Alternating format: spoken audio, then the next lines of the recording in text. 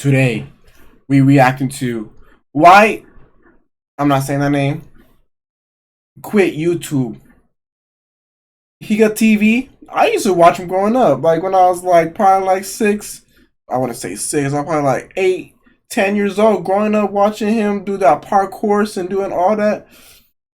That shit was cool. It was cool. I used to watch him all the time.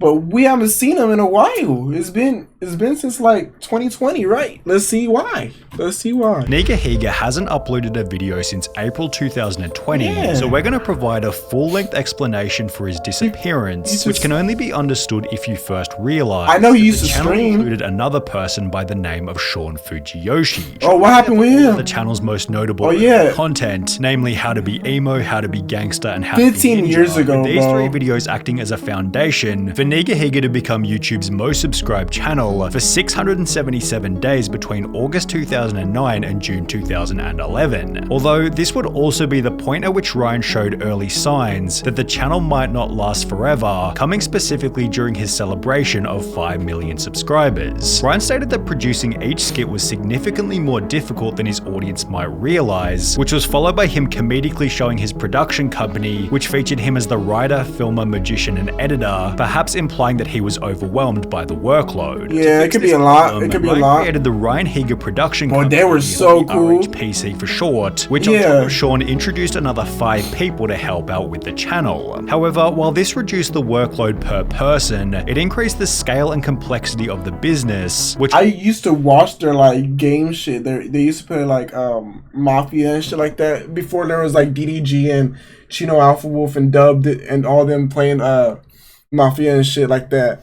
Those game shits, I used to watch them play it first. Which wasn't the only thing making Ryan's life difficult. At a later date, Ryan explained that he'd hit a point where he was too famous to live a normal life. With that amount of people watching, there's always bound to be some sick people. Like once in my home in Hawaii, people came and spray painted tihi on my parents' house. Wow. That's the scary part. People tried to come up to my house and they tried to come to my windows and take pictures of us through the windows. No, that's creepy Stuff as like fuck. that. It makes you think a lot. You do have to live with it. Which will be the first example of many to come, where Ryan would express the downside of being a famous YouTuber. Despite this, he and his team continue to pump out skits for the channel, although Ryan made it obvious that he already thought his best days were in the past. For example, in May 2017, he'd upload a video titled Life of He's still getting 4.9 million views the though. different stages that every creator goes through, with stage 5 implying that he was no longer enjoying making the videos. Ryan would go on to explain that the final stage in a YouTuber's career was to write a book, and the point of the video in the first place was to announce that he'd written a book. Writing a book is a very important stage in a YouTuber's career. It means that I am in. He doesn't look happy, bro. Yeah, he don't look happy. YouTube career. However, while these hints seem to imply that Ryan was about to retire from YouTube, the uploads didn't slow down and continued full steam ahead for well over a year.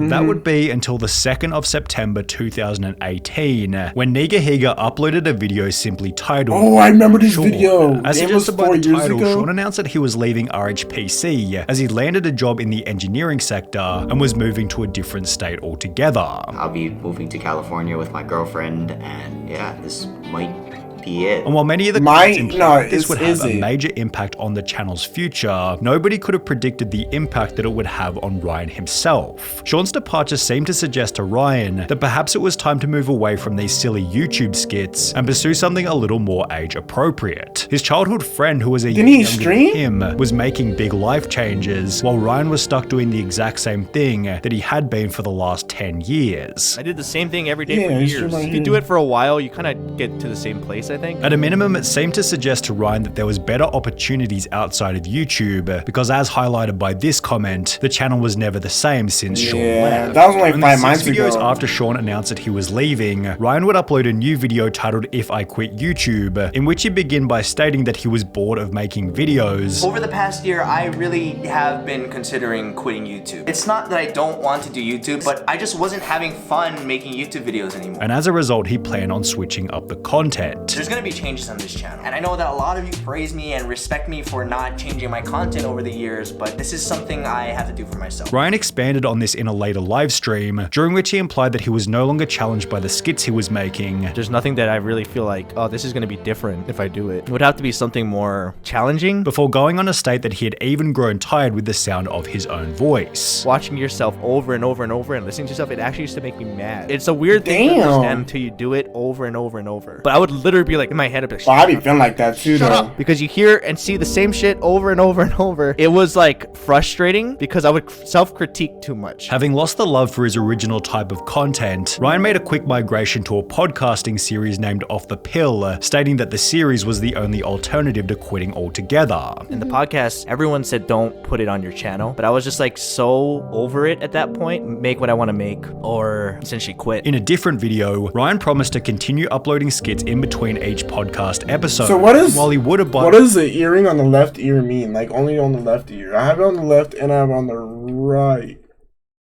Oh, that's bad. You can't even see it. I thought it was like gay or something if you have it like on one ear. By this promise in the beginning, the podcast eventually became the dominant type of content on the channel, presumably because it was significantly easier to make. In late 2019, NigaHiga uploaded 13 podcasts in a row without any other type of video, prompting an upload titled Why I Haven't Been Posting, in which he'd explained that his original type of content no longer suited the current YouTube meta. I don't even know when exactly it started to happen, but I was getting a little frustrated with YouTube and getting really just bitter, I guess, with how what YouTube had become. Ryan then added in a live stream that he was almost never happy while making skits. Can you say you're happy about your life? I can't say that the whole time during my YouTube career I was, even in its peak, and that's probably when people thought I was the happiest. Adding in an Anthony Padilla interview, he was always burnt out. How have you prevented yourself from feeling YouTube burnout? I didn't.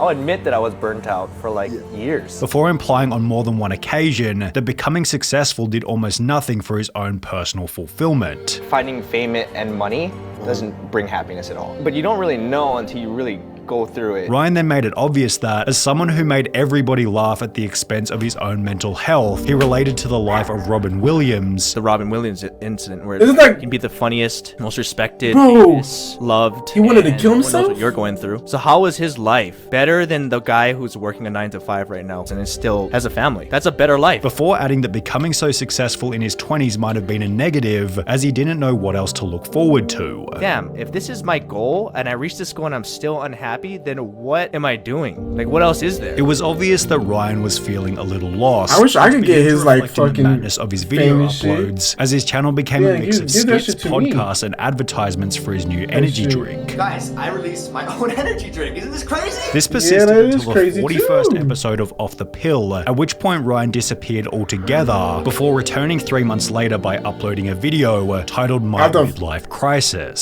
So this is Midlife. definitely He's like 30 something, huh? ever taken from not posting videos on this channel in my entire YouTube career. Ryan began the video by explaining that he was going through a breakup. I don't usually talk about relationship breakup. stuff here on YouTube. I am no longer dating anyone. I'm not dating Mrs. Che anymore. Before stating that he wanted to step back and figure out exactly what to do with his life. The real reason why I had to take this break was because I needed to reflect on my own life. I'm 21 pretty million old, subscribers, man. bro. I mean, I just realized that I'm Look. going to be 30. Instead, Ryan uploaded one final video on the 25th of April 2020. That man's like 33 then. Going silent. Over on Twitch, Ryan explained that the pandemic made it almost impossible to film anything for YouTube. I can't film with the team. I was already burnt out of YouTube. We didn't know how long it was gonna last. Also, when COVID happened, that's when he just And as a quit. result, he'd become a full-time streamer, which he enjoyed significantly more. Oh, okay. By that time, I already started liking streaming. I haven't felt that from anything YouTube related in a long time. Years. Ryan went on to explain that this was the ideal scenario, as it meant he got to choose when the channel came to an end. The only time it really did end is when I chose to stop posting during COVID. We could have kept going.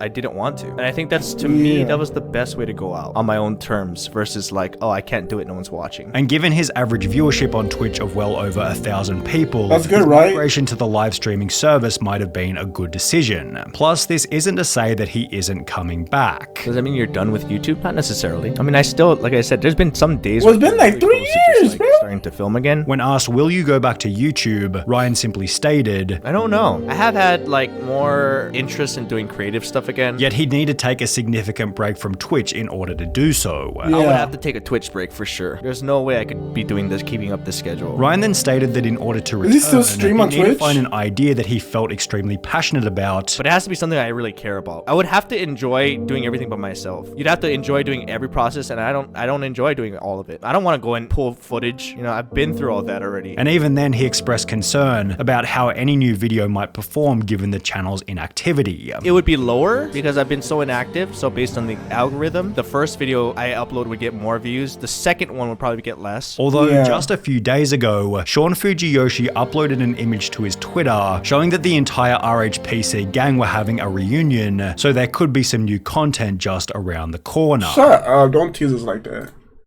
Unless it really happens. Greetings, What YouTube. the ooh.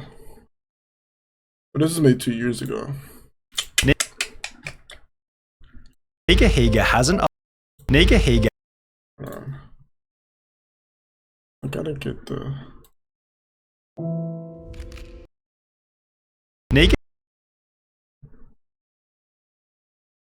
NigaHiga hasn't